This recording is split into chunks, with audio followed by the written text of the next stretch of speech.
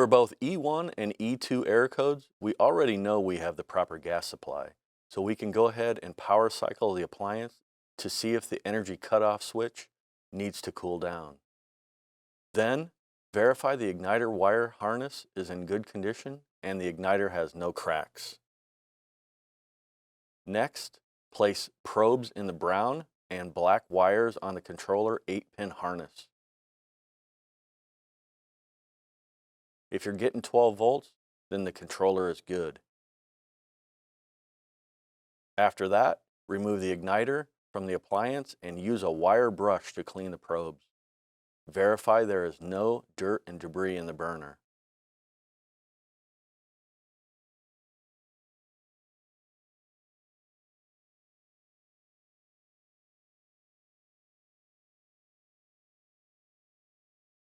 And reinstall the igniter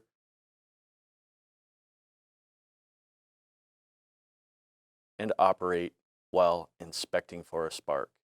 If there is no spark, replace the igniter. If there is a spark, replace the solenoid.